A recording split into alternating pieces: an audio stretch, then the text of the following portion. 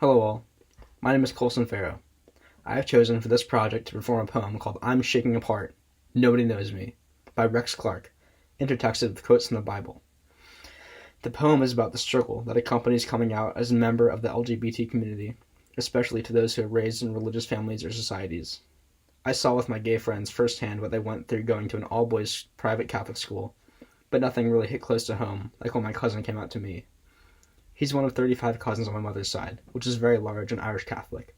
We've always been close friends growing up, and we're still close now. Last week he called me and told me he was gay, and that he didn't want me to tell anyone else in the family because he didn't want to put up with how some of the family would react to him. An older cousin of ours came out a few years ago, and it went well for the most part, but some of my cousins and uncles weren't okay with homosexuality. I'm using this performance to illustrate how much of a challenge it can be to come out to a large religious family, and also to show how there really are some parts of the Bible that can be perceived as homophobic. I think religious people need to understand and come to terms with that.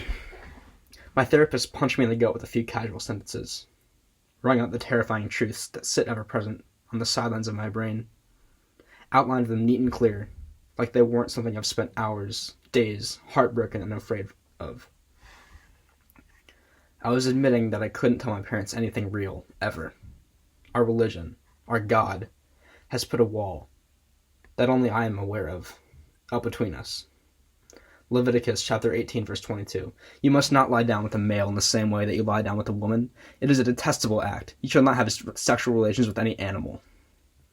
Colossians chapter 3, verse 5. Don't be controlled by your body. Kill every desire for the wrong kind of sex. Corinthians chapter 6, verse 9. Those who are sexually immoral, idolaters, adulterers, men who submit to homosexual acts, men who practice homosexuality, thieves, greedy people, drunkards, revelers, and extortioners will not inherit God's kingdom. I admitted I couldn't accept their attempts at support, at love, because the wall is too high, too opaque. Questioning our sexuality, maybe? He said, real easy like he was making a comment about the weather. His eyes tracked the movement of my knee bouncing, my hands shaking.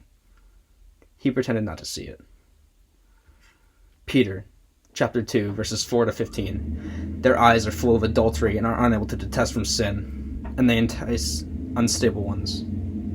They have a heart trained in greed. They are accursed children, abandoning the straight path they have been led astray.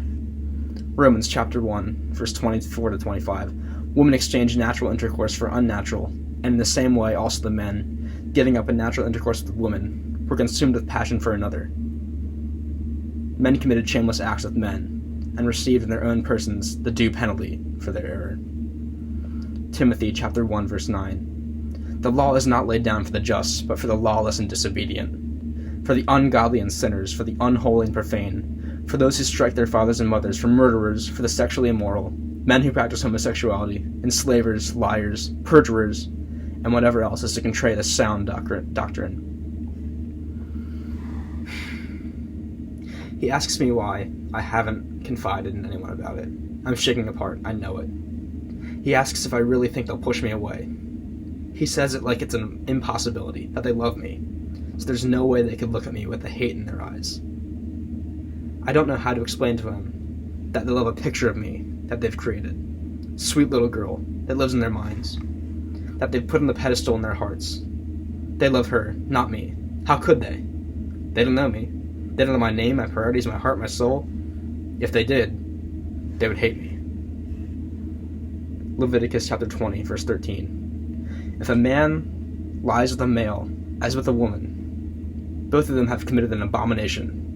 They shall surely be put to death. Their blood is upon them.